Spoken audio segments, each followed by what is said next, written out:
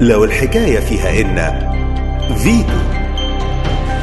Let's go, ladies and gentlemen.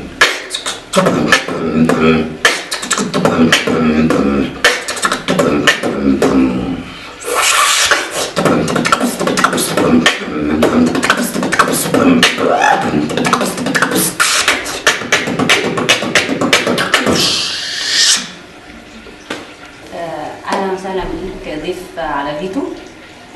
مبسوطين انك معانا النهارده. اهلا وسهلا. فبس حاتم مصطفى، بس تعرف نفسك للناس. انا اسمي حاتم مصطفى. النيك نيم بتاعي يعني في المجال اسمي حاتم بيت بوكس يعني، وبعمل بيت بوكسنج او اللي هو فن العزف بالفم. البيت بوكس، بس ممكن توضحها اكتر ازاي بتعمل الاصوات اللي انت عاملها في الفيديو كده؟ ازاي بتخرجها؟ ازاي بتوصل بالتون ده؟ ازاي بتعمل صوت ده؟ هو البيت بوكس يعني هو بالعربي اللي هو فن العزف بالفم. هو البيت اللي هي المزيكا اللي طالعه من المربع، اللي هو من المناخير بالشفايف باللسان بالزور. كل المربع ده هو ده البوكس، والبيت هو المزيكا اللي انا بطلعها من بوقي. فهو الموضوع كله اسمه البيت بوكس. بس امتى بدأ البيت بوكس بشكل عام؟ هو البيت بوكس يعني بدأ من زمان جدا، من ساعة لما ثقافة الهيب هوب بدأت. هو ركن من أركان الهيب هوب، اللي هو كان منهم البيت بوكسنج والجرافيتي اللي هو رسم على الحيطة، والبريك دانسينج والام سي اللي هو الراب يعني، ودي جي لو حد بيقعد على دي جي بيشغل سيريز، والبريك دانس بس. والبيت بوكسنج طبعا ركن من أركان.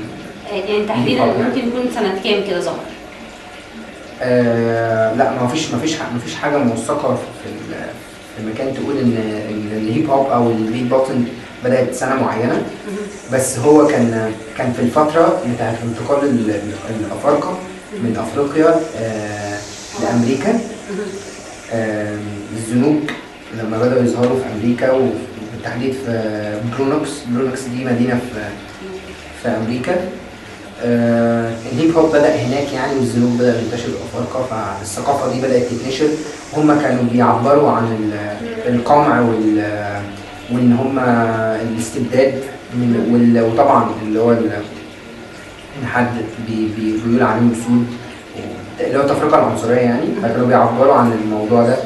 بدأوا يرسموا جرافيتي، بدأوا بقى الناس تغني راب. كان طبعا الإيقاعات والحاجات دي واصلة مع جايه من افريقيا لامريكا. الايقاعات متاخده من افريقيا رايحه لامريكا مع وصول الزنوج لامريكا.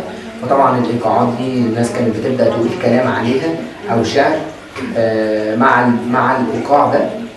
فبدا الموضوع ينتشر. فهو ده وقت ظهور البيت بوكسنج وفن الهيب هوب. هو ده الموضوع. مين اشهر الناس عالميا اللي بتعمل فن البيت بوكس؟ في ناس كتير قوي يعني قوية جدا. يعني أنا بالنسبة لي أنا أقوى الناس أنا بشوفهم بيعملوا بيت بوكسنج. في واحد اسمه بيردي مان، وفي سكيلر ده أسرع واحد بيعمل بيت بوكس في العالم. ده أسرع واحد اسمه سكيلر. بيردي مان ده يعني أشهر وأقوى واحد بيطلع أصوات عموما إنسانية. بس ده كان هما بيطلعوا مسارح وحفلات. في بقى واحد بيعمل بقى البيت بوكس وأكابيلا وأصوات، يعمل أغنية كاملة من الألف للياء بالبيت بوكس يعني. واحد اسمه مايك تومكنز ده هو أشهر واحد يعني بيعمل موضوع الأكابيلا والبيت بوكس يعني. يمكن التشانل بتاعته الأكابيلا اللي هي الغنى يعني، غنى بس من غير كلام يعني. هو حاجات عاملة زي ها اللي هو الغنى بس من غير كلام. يعني بيبدأ يعمل أغاني كلها من غير أي استخدام أي يعني آلة موسيقية في الموضوع. هو يعني الشانل بتاعته على اليوتيوب بتعدي ال 15 مليون الفيديو واحد مثلا. متشاف جدا يعني، حد مشهور قوي يعني. طيب ازاي البيت بوكسنج وامتى وصل لمصر؟ وصل لمصر مع دخول الراب في مصر برضه، اللي هو مثلا من سنة 2005 بدأ الموضوع الراب يتعرف شوية، وبعدين البيت بوكس. شويه بشويه يعني. بس هو يعني عموما 2005 كان الناس بدات تعمل اللي هي بيت بوكس. بدايه انتقال ثقافه الهيب هوب لمصر. بالظبط هو ده الاساس على فكره يعني.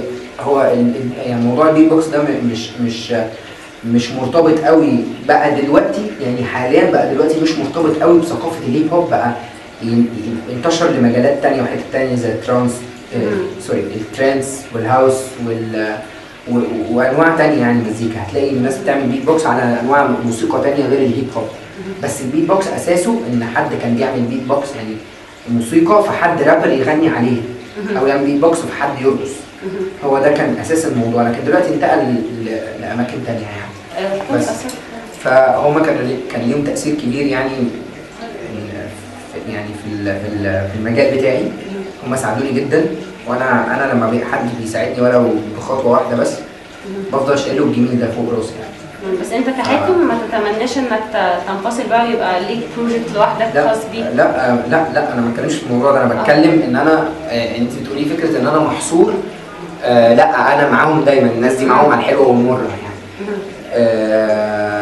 بس لكن ان انا محصور، لا انا اتمنى ان انا العب مزيكا، اوصل ثقافه البيت بوكس دي بشكل يخلي الناس العاديه اللي في الشارع ممكن تسمع اغنيه معموله كلها بالاصوات الهيومن او الانسانيه او البيت بوكسنج من غير ما يكون مستخدمين اي آلة موسيقيه. وحاجه ثانيه ان ربنا مدينا حاجات يعني طاقه ومدينا اصوات احنا ممكن نطلعها محدش يعرف خبايا يعني. سبحان الله ربنا مدينا خبايا في صوتنا وخبايا في النبرات اللي عندنا وكده محدش يعرفها. فانا بحاول اكتشف حاجات كده منها ممكن تخلي الناس تقول يعني ان ده نوع من انواع الفن اللي ممكن يحترم بالنسبه لناس كتير يعني. انا شايف ان دي حاجه مش واصله لناس كتير. ممكن واحد يعمل بيت بوكسنج بس انت ممكن تطلع اصوات الناس تقول ايه ده ازاي بيعمل كده، فيبداوا اللي هو يعني يعرفوا ان دي موهبه او كده. بس ما فكرتش مثلا تنزل للشارع للناس انك تقعد تعزف وتعلم الناس ده، او بشكل حتى لو عشوائي؟ انا اصلا في بدايتي اصلا كنت بنزل الشارع، ولحد دلوقتي بنزل الشارع وبتاع. وكنا بنقعد مثلا انا وكنت مع عفريت كنا بناخد يعني بقول له تعالى ننزل يا عم الكوربه وما اعرفش ايه، ننزل الكوربه. كنا بنروح مثلا كل جمعه زمان الكلام ده، ويبقى في بقى دواير سيركلز راب وبتاع. كان في ناس بتتجمع هناك كتير. انا واحد يعمل بيت بوكس ورابرز يخشوا يقولوا بقى راب مع بعض ويغنوا راب وبتاع. هو اساسنا الشارع اصلا، الثقافه بتاعتنا ثقافه الشارع. احنا عايزين يعني احنا جايين من المكان ده. احنا مش مصطفى قمر وعمرو دياب وتامر حسني. احنا جايين من يعني مفيش شركه انتاج مفيش حاجه، احنا اندر جراوند. بس يعني مش معنى كده لو جالنا كوميرشال هنقول لا تمام، عايزين نوصل الثقافه بس بالشكل اللي احنا مقتنعين بيه. بالنسبه اعلم الناس، لا انا يعني ما اعتقدش انا وصلت لمرحله ان انا اقدر اعلم حد. يعني انا لسه اقل من ان انا امسك حد واقول له اعلمه حاجه. يعني انا بشتغل على نفسي جدا، ما اعرفش ممكن يكون ده تفكير ذاتي او اناني شويه، بس انا بشتغل على نفسي ان انا اكبر من نفسي واعلم نفسي اكتر واكتر. وشايف ان الموضوع ده ملوش حدود يعني. بس ما اعتقدش ان انا يعني هعمل خطوه ان انا يعني اجيب حد او اعلم مجموعه او الكلام ده يعني. خصوصا ان هو مش هيحس بالتعب، ان هو مش هيحس بنجاح غير لو هو تعب بنفسه بس. ابراهيم كل حفله لازم وانت بتعزف يطلع ويزرف من وسطك ويقول لك على ان نعمل الراجل ده بوكسر 100%. يعني بيت بوكسر ايوه بيت بوكسر عشان بس بتظهر في الكلام بوكسر دي بيت بوكسر 100% وكده يعني. اشمعنى ليه كل مره بيعمل كده؟ احنا بصي اقول لك، انا وابراهيم بنحب يعني بنحب نجيب افكار جديده وافيهات وحاجات متعلقه بالشارع ومتعلقه بالناس والناس بتحبها، وندخلها في نوع الموسيقى اللي احنا بنعملها. فهي فكره ذكيه منه ومني ان احنا نعمل كده.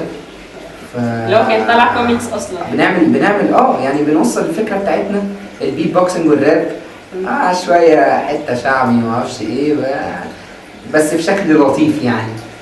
بتبقى نوع من انواع الناس بتحب جدا يعني بتبقى علامه ممكن ما تخلي اللي جه الحفله ده ما ينساش ان احنا عملنا كده. لا وانتم مميزين بيها جدا يعني.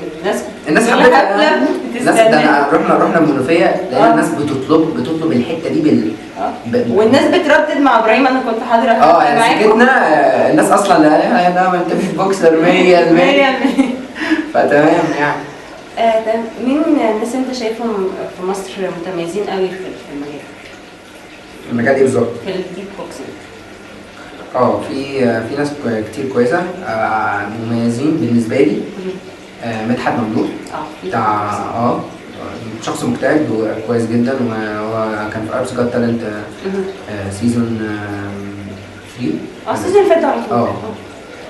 ومحمد البيلي كان في الموسم الواحد. محمد البيلي برضه فلوت بيت بوكس. مدحت ممدوح فلوت ريكورد بيت بوكس. ايه الفرق؟ هقول لك. الفلوت اللي بيستخدمه محمد البيلي نحاس وطويل، مختلف تماما عن الفلوت ريكورد اللي بيستخدمه مدحت. هو خشب وصغير، ده بيطلع صوت وده بيطلع، ده تون وده تون، بس الاثنين فلوت.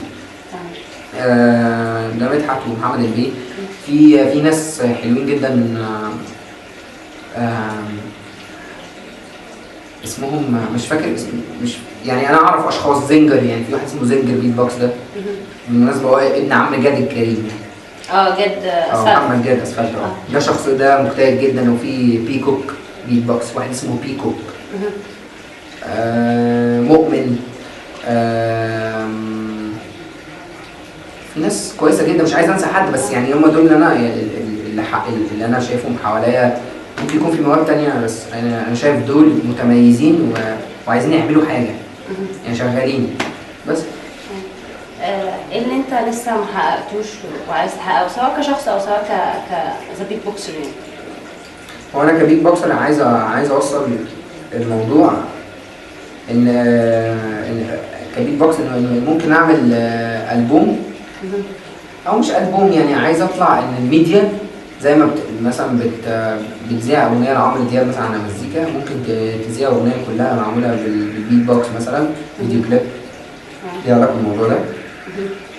انا مبدئيا انا سقف طموحي مش ماليش سقف يعني، بس هو انا مبدئيا عايز يعني برضو رحم الله قدر عارف. هو كده حاجه كده يعني. انا عارف قيمه نفسي يعني. انا مبدئيا فانا عايز الخطوه الاولى ان انا عايز اعرف مصر كلها بالقصه دي. بس ده بالنسبه للبيت بوكس يعني. عايز انشر الموضوع وابقى مشهور فيه يعني، يبقى احسن من حد تقريبا ممكن يكون بيعمل الموضوع ده في مصر.